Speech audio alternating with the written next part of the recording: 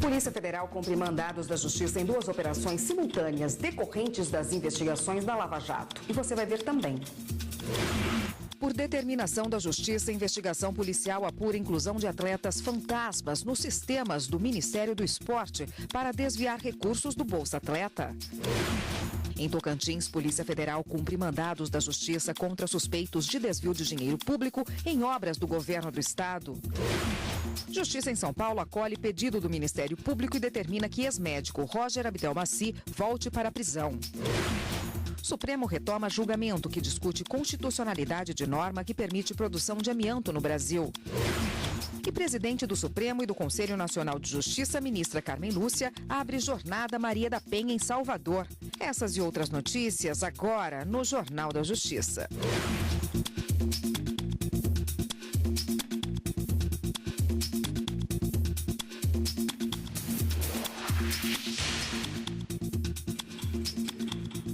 Olá, boa tarde para você.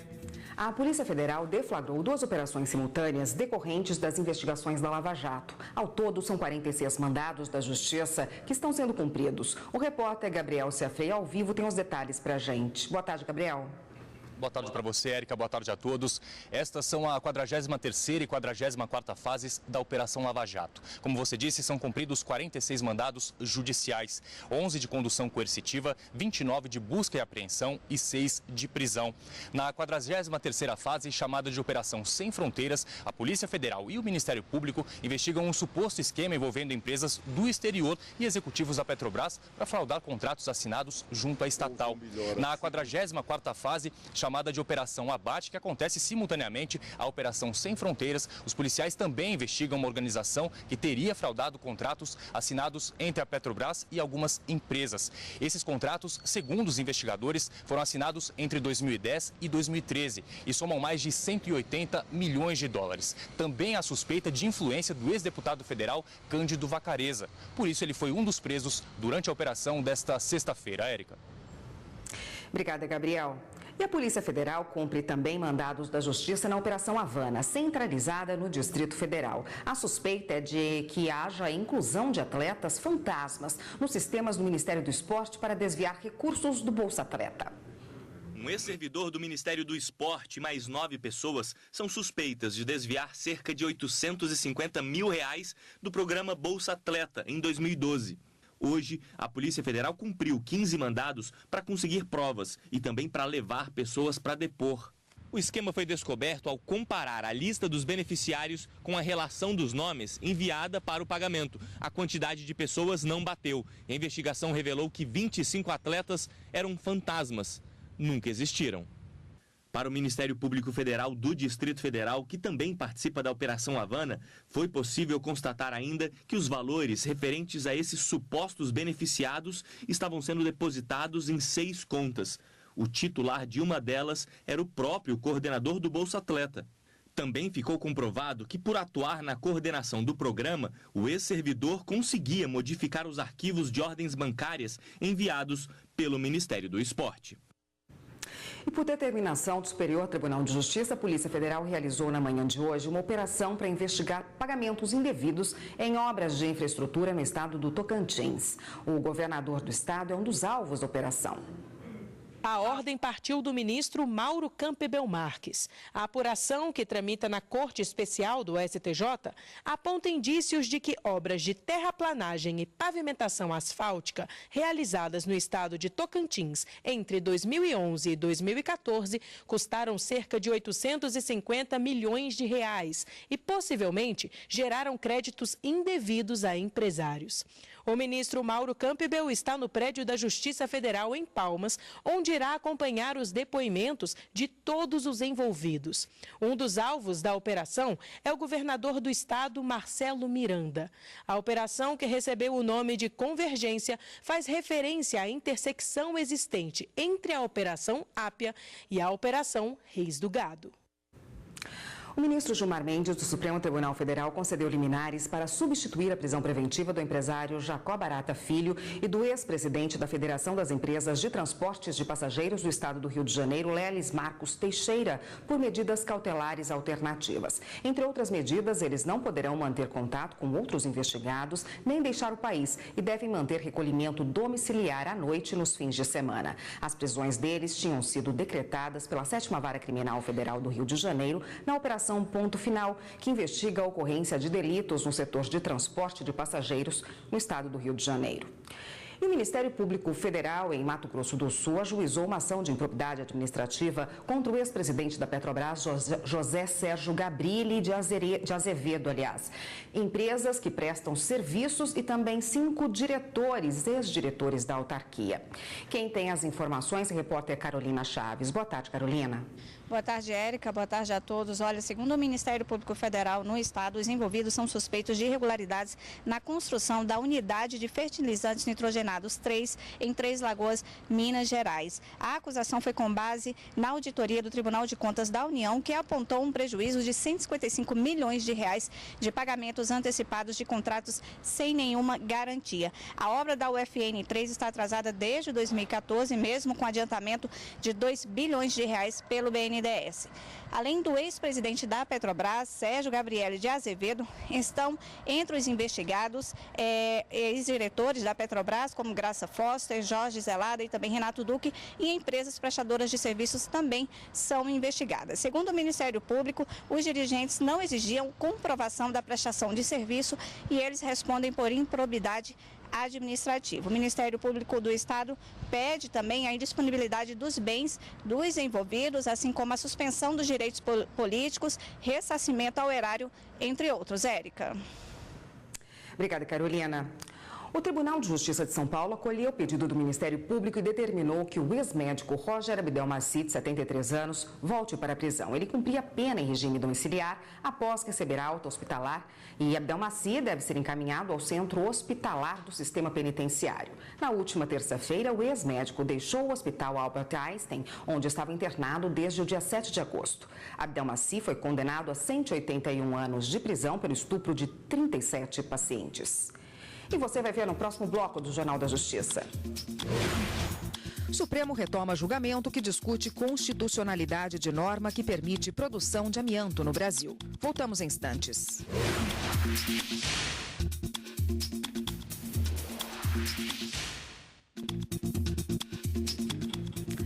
A Justiça espanhola mantém diligências para investigar o atentado em Barcelona. 14 pessoas morreram e 130 de 34 nacionalidades ficaram feridas nos 2 atentados, em Barcelona e em Cambrils, na Espanha. Segundo o serviço de emergência, 17 feridos estão em situação crítica e 30 em estado grave. Segundo Itamaraty, não há brasileiros entre as vítimas. 4 suspeitos foram presos. O Estado Islâmico reivindicou o ataque. No primeiro ataque, uma van foi usada para atropelar dezenas de pessoas em Barcelona. Horas depois, um carro ultrapassou o bloqueio policial e avançou sobre as pessoas em Cambrils, que fica a 117 quilômetros de Barcelona. 7 pessoas ficaram feridas, 5 suspeitos foram mortos. De acordo com a polícia, com os suspeitos foram encontrados falsos explosivos. E o repórter Gabriel Ciafrei está com o mestre em Relações Internacionais para falar mais sobre esse atentado. Gabriel? Isso mesmo, Érica, de volta aqui ao Jornal da Justiça para falar de mais um atentado na Europa, mais precisamente ali na Espanha. Muito boa tarde, Carlos Costa, ele que é mestre em Relações Internacionais, vai falar um pouquinho sobre esse assunto com a gente. Carlos, grande maioria desses atentados são na Europa, né? Dessa vez na Espanha. O que se diferencia esse atentado dos demais? Bom, na verdade, Gabriel, esse atentado, ele apresenta o mesmo padrão de comportamento dos atentados anteriores. A concentração na Europa, que é vista, né, por esses terroristas como uma área próspera economicamente, né, e adepta a valores ocidentais, né, valores esses que, em tese, no discurso, né, especificamente do Estado Islâmico, são valores que atentam contra aquilo que o Estado Islâmico preconiza, né? Daí a Europa ser um alvo central, além da gente considerar também um passado de colonização, né? Boa parte desses terroristas vem de territórios colonizados pela Europa, né? E essas áreas, né, desses terroristas são estados hoje que padecem de um problema econômico, né? São países que estão em grave crise econômica ou países que estão passando por guerras civis ou mesmo conflitos armados, né? Sem contar o Iraque e a Síria, que ainda permanecem, né, com áreas sendo base ainda de adeptos do Estado Islâmico, né? O que se diferencia um pouco no caso de Barcelona, primeiro, é o fato de ser na Espanha. A gente teve um ataque terrorista em 2004 na Espanha, né? Mas por muitos anos, né, a Espanha não voltou a ser o alvo. O alvo primordial era especialmente a Alemanha e a Inglaterra, que são os países que economicamente, né, e na imagem desses terroristas mais surge, né, o alvo principal, né? A Espanha se tornou agora um alvo, né, digamos, o que se diferencia ser o mesmo tipo de ataque agora dirigido, né, à Espanha. Agora, do que já foi apurado, qual é o perfil desses terroristas, né? Até agora, né, a polícia, né, dá conta, a polícia espanhola, né, e também o sistema de cooperação jurídica e policial da Europa dá conta de que se tratam de marroquinos, né?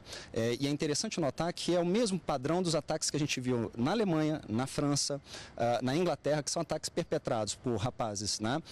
Na maioria rapazes, mas também mulheres atuando, né, no campo mais da logística, no campo estratégico. Pessoas jovens, né?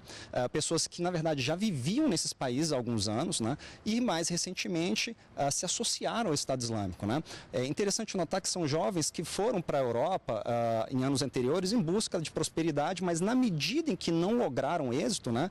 E também na medida que não conseguiram se integrar no seio da sociedade europeia, né? Passaram a assumir então uma posição de contestação. E aí o Estado Islâmico, né, como assume isso no seu discurso, passou a ser, na verdade, um refúgio, né, para que esses jovens passassem do amor a essas regiões para o ódio, né? Tá certo. Esperar agora que a polícia, as autoridades da Espanha encontrem, investiguem e apurem e cheguem a essas pessoas que cometeram esse atentado terrorista. Muito obrigado, Carlos Costa, mestre em Relações Internacionais. Eu volto com você ao estúdio, Érica. Obrigada, Gabriel. O Supremo Tribunal Federal retoma julgamento sobre o uso do amianto no Brasil. A ação foi proposta por duas associações, juízes e procuradores do trabalho, contrários ao emprego do amianto do tipo crisotila, também conhecido como asbesto branco na construção civil. O material é usado principalmente para a fabricação de telhas e caixas d'água. Ao analisar preliminar, os ministros entenderam que as entidades têm legitimidade para propor a ação, porque há pertinência temática entre as atividades desenvolvidas pelos membros das associações e o que está sendo discutido no processo. Não se revela apenas legítimo, mas assume a expressão de verdadeiro imperativo ético, um compromisso daqueles que têm como dever funcional a aplicação da lei e a fiscalização do seu cumprimento, com a constitucionalidade do direito que lhes cabe diuturnamente observar e fazer observar, aqui manifestada por entidades que os representam. As associações questionam o artigo 2º da Lei 9.055 de 95, que regulamenta o uso e a comercialização do amianto crisotila no Brasil. Ao analisar a questão, a relatora ministra Rosa Weber ressaltou que o amianto já foi banido em mais de 50 países e que diversos estudos apontam riscos à saúde e atestam que não há níveis seguros de exposição ao material. Por evidenciado que a tolerância ao uso do amianto crisotila, tal como positivada no artigo 2º da Lei 9055 de 95, não protege adequada e suficientemente os direitos fundamentais à saúde e ao meio ambiente. Eu conheço desta ação direta e a julgo procedente para declarar a inconstitucionalidade deste artigo 2º da Lei 9055, fixando a seguinte tese: a tolerância ao uso do amianto crisotila, da forma como encartada no artigo 2º da Lei 9055 de 95, é incompatível com os artigos 7º, 22, inciso, e artigos 196 e 225 da Constituição Federal. O julgamento vai ser retomado na próxima quarta-feira. Ainda durante a sessão, a ministra Carmen Lúcia prestou uma homenagem ao decano Celso de Mello, que completou 28 anos na Corte. Vossa Excelência é um exemplo de magistrado, um exemplo de cidadão brasileiro, um ser humano que acalenta em cada um de nós o que há de melhor. Eu me sinto muitíssimo honrada de fazer parte deste colegiado, que conta com tão eminentes magistrados como todos os que aqui estão. e na condição de, mais do que colega, acho que posso dizer de amiga de Vossa Excelência, eu me sinto muitíssimo honrada de estar aqui por ter uma pessoa como Vossa Excelência. E tenho certeza que o Brasil dorme mais tranquilo por ter, entre os juízes brasileiros e no Supremo Tribunal, um decano da envergadura moral, intelectual e com a gentileza e principalmente com a seriedade com que leva um cargo que tem a responsabilidade que um juiz tem. Tem sido para mim uma enorme honra, um grande privilégio compor o Supremo Tribunal Federal e partilhar o exercício da jurisdição ao lado de tão eminentes colegas, de tão ilustres mestres do direito com quem eu tenho diuturnamente aprendido. Essa trajetória tem sido realmente longa, porque se estende-se basicamente pelo período de uma geração e ela me tem sido extremamente enriquecedora. Bom, e para comentar a sessão de ontem, está aqui conosco a consultora jurídica da TV Justiça, Karina Zuccoloto. Boa tarde, Karina. Boa tarde, Érica. Karina, durante a sessão de ontem, esse julgamento não foi concluído, né? Os ministros usaram boa parte da sessão para discutir se a ação devia ser julgada, né? É, exatamente. Um momento de conhecimento e um momento de análise de mérito da ação. Então, boa parte da sessão plenária de ontem, os ministros se debruçaram sobre um argumento trazido pela Advocacia Geral da União, contestando a possibilidade da ANAMATRA e da Associação Nacional dos Procuradores do Trabalho, que são os membros do Ministério Público do Trabalho, ingressarem com essa ação direta de inconstitucionalidade, questionando a legislação que trata dessa extração, comercialização e industrialização do amianto. Ultrapassada essa fase de conhecimento que a gente chama, de análise do preenchimento dos requisitos para se admitir esse tipo de ação, aí sim é que os ministros poderiam analisar o mérito efetivamente sobre a constitucionalidade ou não da lei em questão.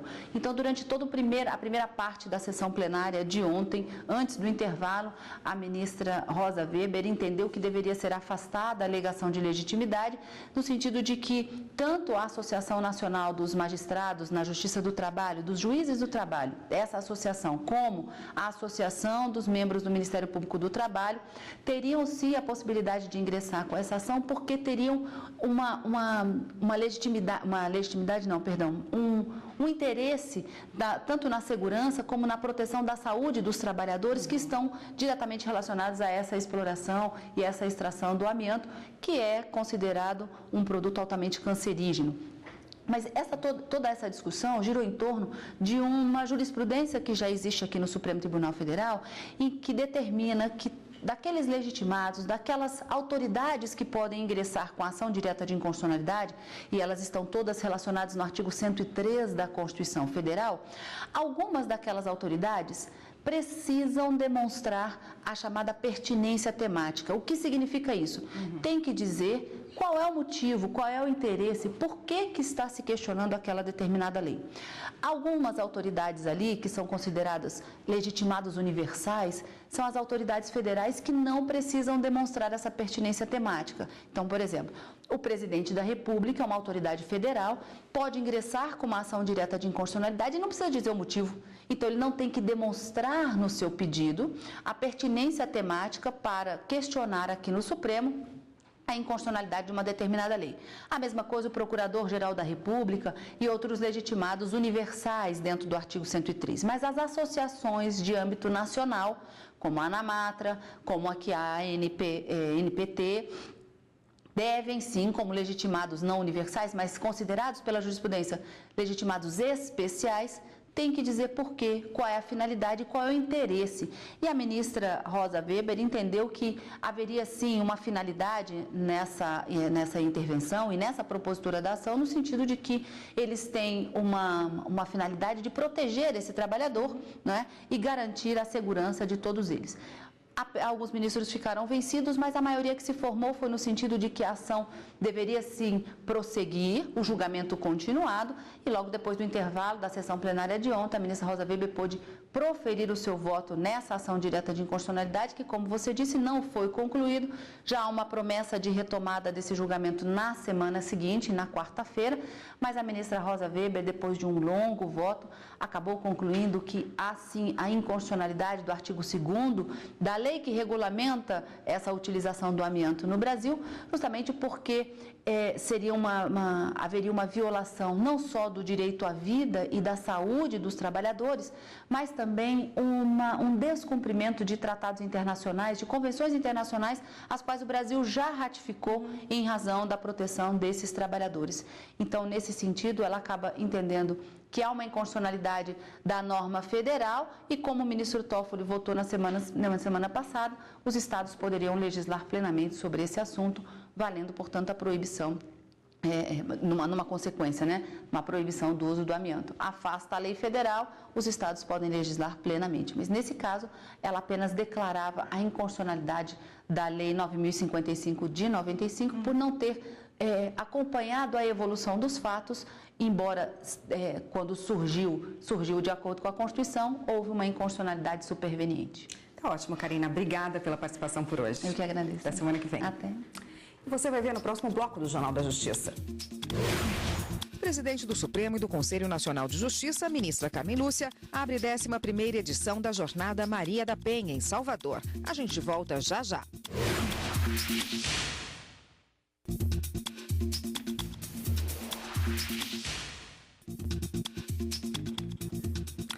Presidente do Supremo Tribunal Federal e do Conselho Nacional de Justiça, ministra Carmen Lúcia, abriu nessa manhã, no Tribunal de Justiça da Bahia, em Salvador, a 11ª edição da Jornada Maria da Penha. O encontro envolve ações de combate à violência doméstica que este ano se concentra na aplicação da justiça restaurativa, uma técnica de solução de conflitos.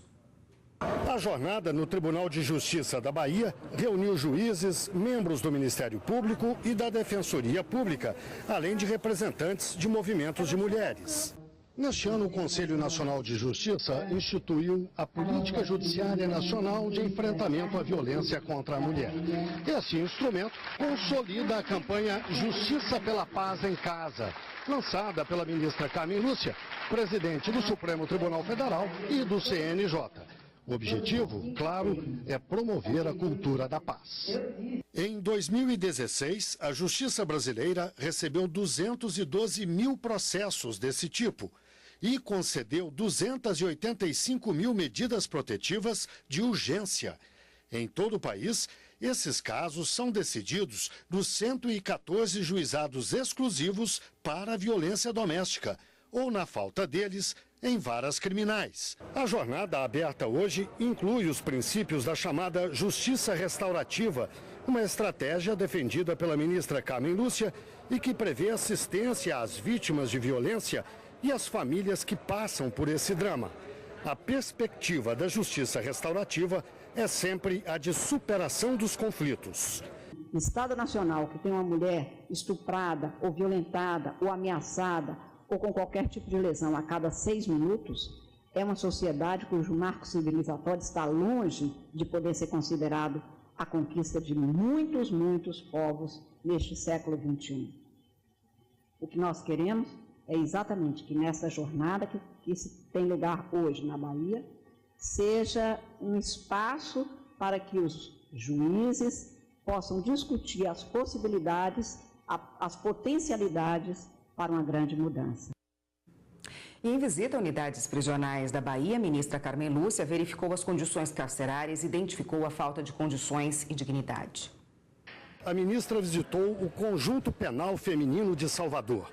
Aqui estão 103 presas, 75 ainda não foram condenadas. A ministra ouviu o relato de uma das presas. Porque aqui não tem uma cela de nível superior, como não tem no estado da Bahia, aí estou me colocando aqui no seguro. 2 anos e 3 meses eu estou esperando aqui no seguro como processada. Não tenho sentença, não tenho nada. Estou esperando até hoje uma decisão do juiz. Ela tem razão no que ela diz que ela não pode continuar. Ela tem nível superior e o processo dela é em Mato Grosso. A ministra Carmen Lúcia já visitou 4 unidades prisionais. Em outubro do ano passado, foi a Natal, no Rio Grande do Norte, e constatou superlotação no presídio feminino.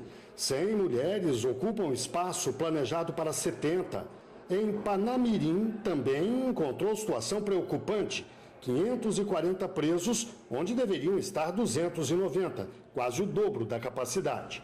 Em novembro, a ministra esteve no complexo penitenciário da Papuda, em Brasília, que abriga 15 mil presos. Além da superlotação, faltam servidores. A ministra também esteve no Presídio Central de Porto Alegre, considerado um dos mais precários do país. Conversou com presos dependentes químicos em processo de recuperação. Onde deveriam estar 1.900, estavam 4.700. Verificou que a infraestrutura é precária. O esgoto corre a céu aberto e espalha mau cheiro e doenças. Em junho deste ano, a ministra foi ao Presídio Feminino de Cariacica, no Espírito Santo. Conheceu as atividades das internas na produção de sapatos. Foi à ala dos berçários, verificou as condições das celas e conversou com psicólogos para saber como é feito o atendimento. O programa Meio Ambiente por Inteiro desta semana vai falar sobre o desperdício de alimentos. No mundo todo, 30% da comida produzida vai para o lixo, na forma de sobras e perdas. E o Brasil está na lista dos 10 países que mais desperdiçam alimentos. O mapa do desperdício você vê no Meio Ambiente por Inteiro de amanhã, ao 12h30. Não perca! Esta edição do Jornal da Justiça fica por aqui. Uma ótima tarde para você, um ótimo fim de semana também. Até segunda-feira.